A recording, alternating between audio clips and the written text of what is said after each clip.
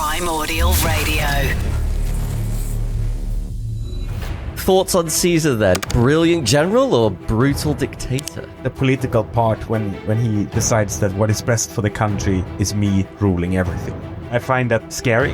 Hordes of Khan, I love how in this video you made yourselves a part of the history. This whole video, when I started to work on it, it took turns and got into it because I was so excited that I got deeper and deeper and deeper into the idea of it. Like, okay, maybe Sabaton breaks into a museum and then this, but then no, let's change it, twist around and how do we play and be at the same time break in. I wasn't sure about that. So let's talk about your live shows for a minute. So at the moment we are 183 people in the tour.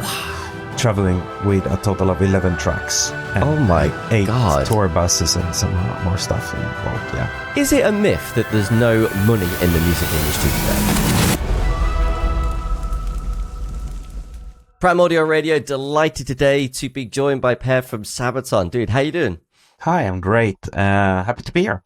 It's great to have you here. New album on the horizon. Legends is out on October 17th via Better Noise Music. 11 songs, 11 historical stories of legends throughout the ages. I'd imagine it's difficult to condense all of those different stories into singular songs. So how did this initial concept first come together?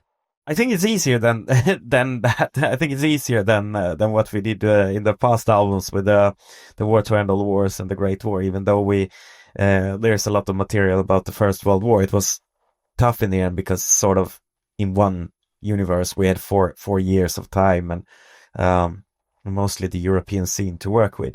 But with Legends, once we had the music for the song Templars, that's where it all started.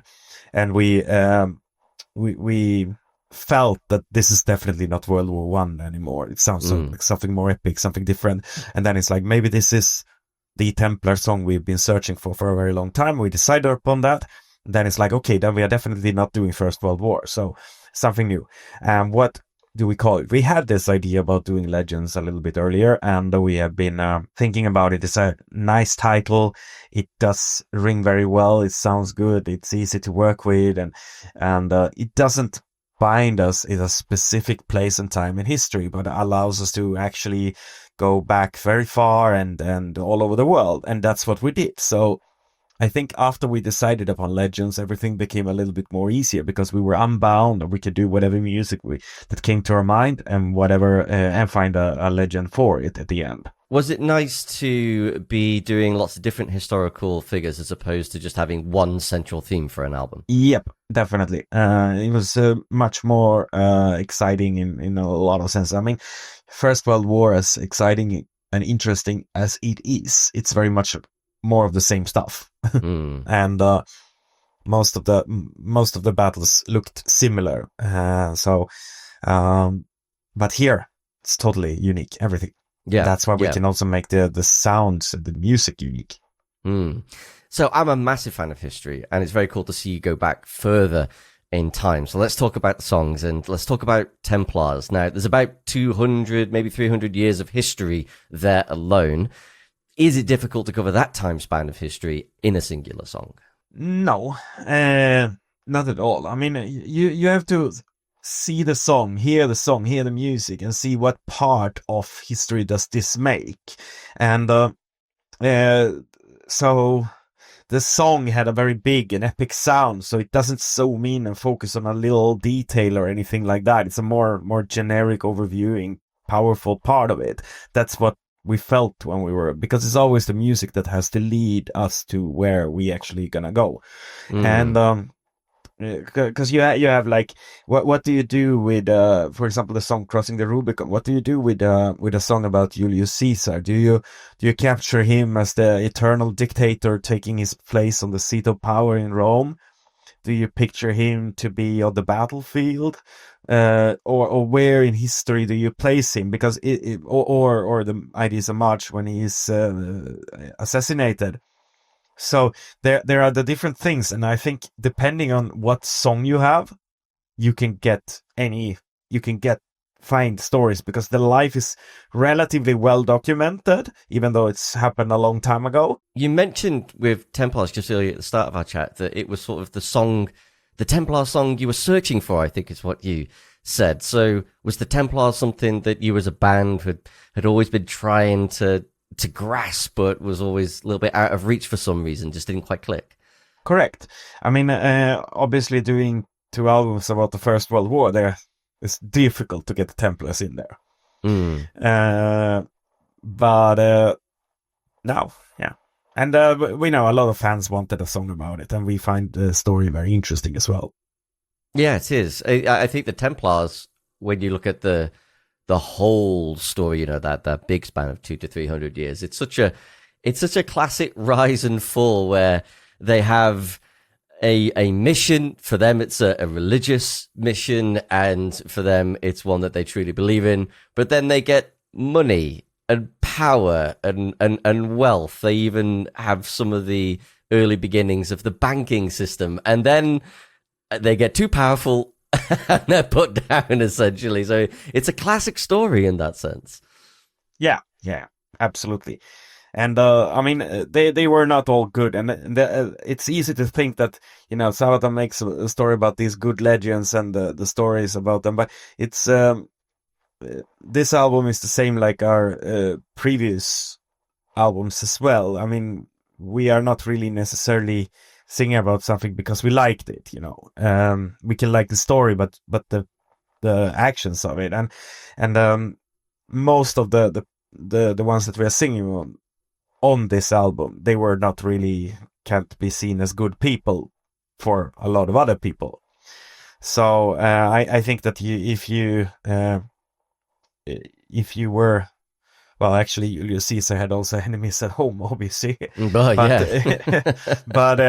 he had a lot of enemies abroad. So, but yeah, if you were one of those, I don't know, one of those people close to Napoleon, maybe what he did in life made your family wealthy for a few hundred years to come or something. But if you were on the opposite side, maybe it ended pretty bad. So. Oh, yeah. I mean, one thing I really feel with history is that the more you learn about history, the more you really start to see and feel its reverberations that still live with us today that maybe you didn't see before once you started diving into that past. Yeah, and I mean, all the Sabaton songs is like this. I mean, it's not, you know, we take a stand and this is what was right or good or bad or you know, because it's not like that. And it's important to know that every conflict that have happened always have at least 2 sides, and both sides are sort of right in their own perspective. So, and that is pretty important to remember. And I see in this case a Sabaton song more like a history book. So it's written, and then you as the reader or the listener can then decide, was it a good or bad? And you know, in the end, when you listen to the song about Genghis Khan, was he good? Was he bad? Well, I guess, you know, it depends on which side you were on the part of history. I think it's interesting you said that, you know, Sabaton's music is like a history book, because I do feel that there is a connection between how metal fans value music and how history fans value accuracy. So how important do you take historical accuracy when you intertwine it with your music? So it needs to be taken seriously. Otherwise it would make no sense. Then we would just be making up stories and actually lying, maybe. So of course it's important, especially as we are taken very often. Our music is used for education and for other, and a lot of people take our Sabaton History channel as a source of education. And so yes, we have to make sure that we are telling the truth. The good thing here is that we are not writing a history book where you have to write several hundred pages of historical accuracy. We are narrowing it down to very little amount of text. So usually it's not that difficult to find that part and fit it in. Yeah, you're not writing a dissertation. It's a gateway into the history ultimately, which I always think is a great thing to get more people interested into history. Now, you've mentioned it already, but let's talk about crossing the Rubicon.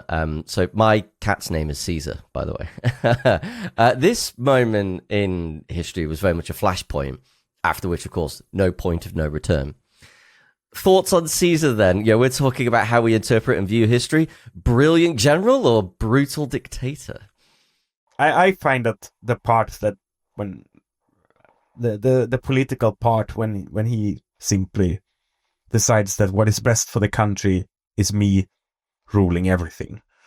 And I find that scary, but interesting. And I mean, for people, for you, maybe it's obvious, but take a look at Star Wars. And then you have that story in the back of your mind about Julius Caesar. And you see, okay, where did George Lucas get some ideas here maybe from? And there's always, I think, when it comes to things like that, you know, so in Star Wars, the justification, if I'm remembering the Star Wars history right, is the ability to overcome or have some control of the dark side. And with Julius Caesar, you know, he's wanting to control chaos. There's always some justification that gets made in the heads of dictators that go, oh, well, it's okay because of X, Y, Z. That seems to be a common thread in history. Yeah, I mean, Julius Caesar takes control over the Senate only for a brief period of time, but later it becomes eternally, and that's also what the Emperor Palpatine is doing in Star Wars.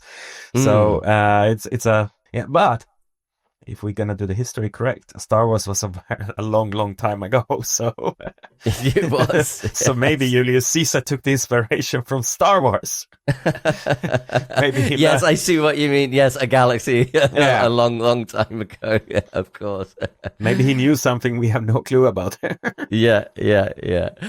So a big part of what Sabaton does, of course, is what you do visually. The music video is absolutely incredible. Hordes of Khan, you know, I love how in this video you made yourselves a part of the history, sort of a part of the narrative. And it also has a bit of a feel of the film Night at the Museum. So how did the concept of that music video all come together? Yeah, obviously A Night at the Museum was like a long-term something. And Sabaton did a lot of events at museums in the past. And we had a media day in a museum in Belgium some years ago, where we also had a night at the museum. So we had at the night we could stay in the museum, explore it, and listen to the new Sabaton album in the right atmosphere and this kind of thing. So and that's when it was born, like how to make a music video in a museum. That's where we belong. But then this whole video takes, like, when I started to work on it took turns and got into because I was so excited that I got deeper and deeper into the idea of it. And then like, okay, maybe Sabaton breaks into a museum and then this, but then no, let's change it, twist around, and how do we play and be at the same time break in? I wasn't sure about that. So that's how I came up with the idea about adding some kids into the story, and then to place them in the future where the story takes place, and Sabaton is not needed anymore because there's no more wars in the world, and these kids, they live in a brighter future than that's what we all hope for. And it was very, very special moment, I think, and how the whole thing turned out, because we reach out to a music school, and they sent out this like idea who wants to be in there. So the kids were sort of auditioning without knowing what it was for, and then it was a lot of contracts and scary NDAs, because how do you make these kids, some of my colleagues and stuff, they were like, we can't send this song to some kids we don't know, and they're gonna practice it and they're gonna play it. But I said, I trust the kids a lot in this, they're not gonna ruin this. And they were so good. And because I really wanted that they play the song, even though it's from a music video, I wanted that it looks like they're playing, that they don't, it's not like they are air guitaring themselves through and it's a sheety thing. So all of them practiced like hell. And it's a tricky song to learn as well. So, but they practiced like hell, and it's seen in the video how much passion they had. And I think when we were filming that, it was like this, like almost magic in the school where we were filming it. That looks like a piece of the museum then. But I was there, and I was there to help the kids overcome if they had any stage fright and stuff like that, which they didn't really. But and then I was in the crowd like cheering when they were playing, and it felt like a real concert for them and for us. Yeah, that's and cool. I think it turned out to be a really nice part of it. It's the National History Museum in London.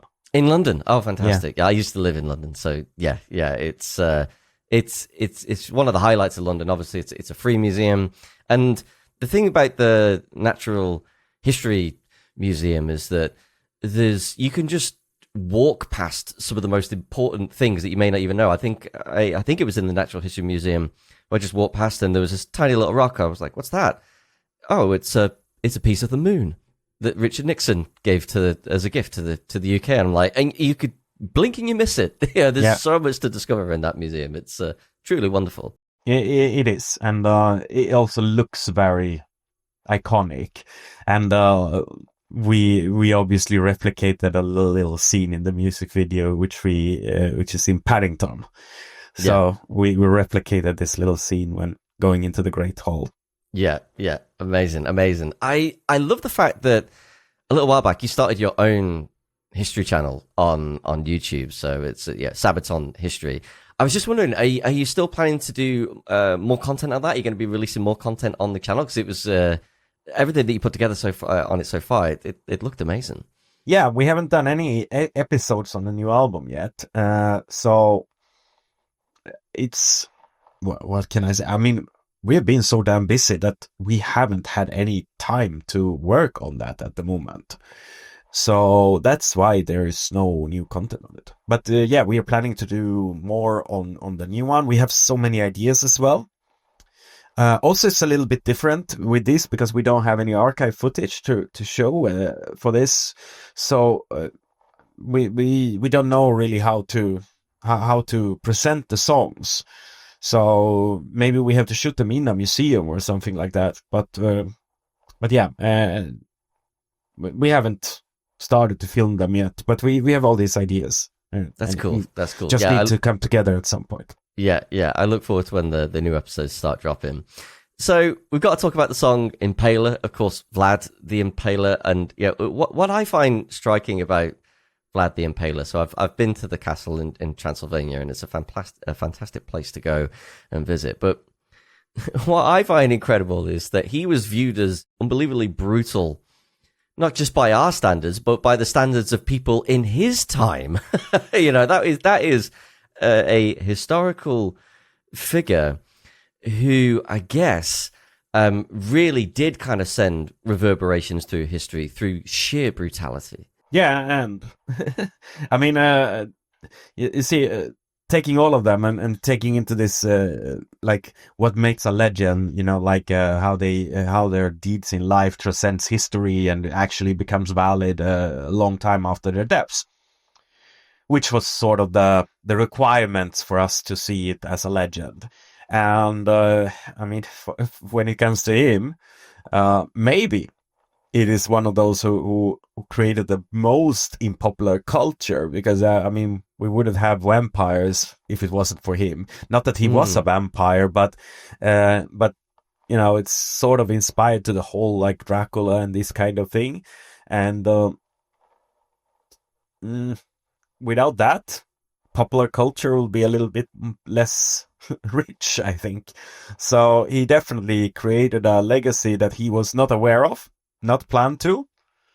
And I mean, maybe he was, when he was alive, he was like, okay, I'm going to be remembered for this and that, but he couldn't possibly be thinking that he's going to be remembered mostly for fangs and for wings of a bat. Yeah, because as far as I'm aware, the vampirism and the Dracula thing came maybe 400 or 500 years. But, there were rumors, I guess this is on like the blood thing, that he dipped his beard into the blood of his enemies. And so things like that probably would have inspired some of the vampirism and things of that nature.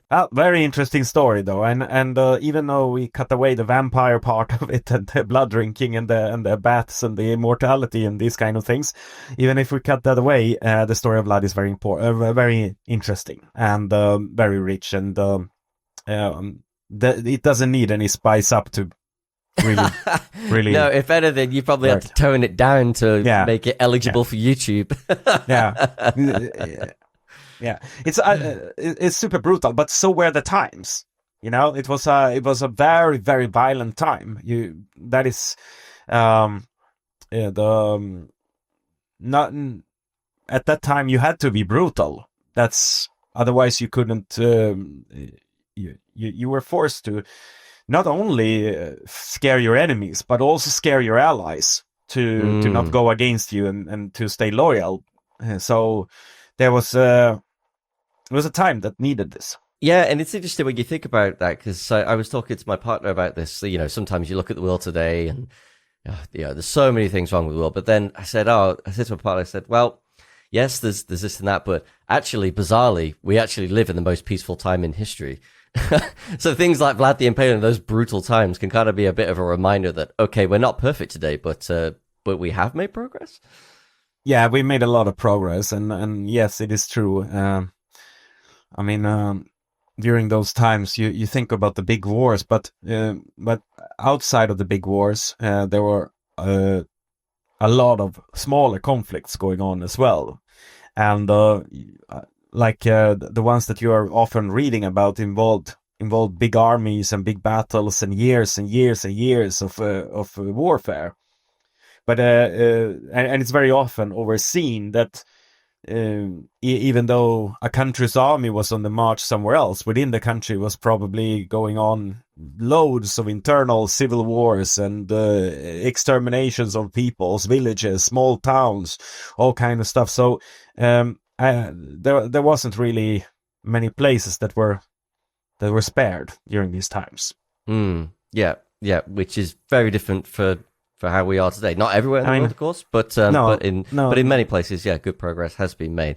So let's talk about your live shows for a minute. Now, I'm actually good friends with one of your lighting engineers, and I met up with him in the summer. He was just telling me about the scale and the scope of a Sabaton show today, you know, the amount of Arctic trucks and all of the staff that you have. And I was just wondering, like, how big is the Sabaton operation today? Like, how many staff do you have? Like, how many trucks? Like, how big has it gotten now? So I actually was we were, so I know a lot in my head because last night we were sitting and going through a couple of things for the upcoming tour. So at the moment we are 183 people in the tour, traveling with a total of 11 trucks and eight God. Tour buses and some more stuff involved. Yeah. Does that blow your mind? Because that's as big, if not bigger than all of the classic names, your Maidens, Metallicas, AC/DCs. Like, you're right up there on that, at that scale. I don't compare this way, but it is a lot of it's a big production. And coming to what we're gonna do in the upcoming European tour is on the level where we simply don't fit anything more, and it's not doable to fill the venues with more stuff. And we are, because on the level of the stages and the arenas themselves can't really take much more production. But not only that, but also the amount of revenue you can generate can't cover more costs. We are extending it to the edge of what is possible with these venues, and it's a bold thing that we needed to make sure that we basically sell a lot of tickets. Otherwise, this wouldn't really work. But it's doing really well, and it is a big show that we're taking on the road. It's absolutely incredible. Is it a myth that there's no money in the music industry today? Because I'm sure the costs are high for what you're doing, but essentially you're a modern day success story of how to make money in the music industry. You wouldn't be able to do any of that if you weren't able to make something out of it. No. And yes, we do make money, and it is not true that you can't make money out of music today. That's definitely not true. It is. I don't know if it's harder or easier than let's say pre-internet times. I think for us, I think that we did better now than if we would have come earlier. I think so, because here we could sort of do a lot of stuff ourselves. If we would be if we would be 15 years younger when we started, I think that maybe we would be more in the hands of other people. And Sabaton is a very built by ourselves band, that a lot of the stuff we have taken into our own hands, and it would have been much harder in a time when you're so dependent on existing the labels, publicist, the label, the infrastructure. Today we can do a lot by ourselves, and I think Sabaton was helped by that, and I honestly think we did better. And I mean, we never missed the times of physical sales, and so these numbers. I know that for a lot of artists, it really plummeted, and they can't recover because their audience is not digital or starting now to become digital. But the artists don't really know how to transform and really properly utilize it, and they rely on songs that were written maybe 40 years ago that were their best hits and stuff like that, where the royalties are turned into digital royalties from a physical, because there was never a contract written for how a future with digital things would be distributed in terms of money. And for those, I feel that it's really sucks. But we came in a time when we sort of could predict a little bit where it was going, and we weren't that afraid of it. So I think Sabaton is sitting pretty well in this world. Honestly, Pär, seriously, your inspiration certainly to me.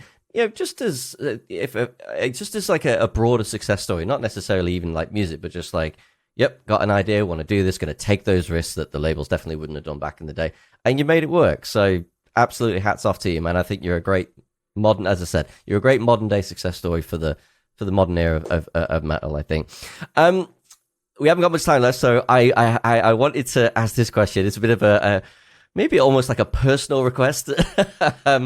So I said I love history, and I know you've covered many areas of history, but one area of history I love, and it is on military history. I was wondering, have you heard about, or are you aware about the War of the Successors? So this is when Alexander the Great dies, and he hasn't picked who's going to replace him.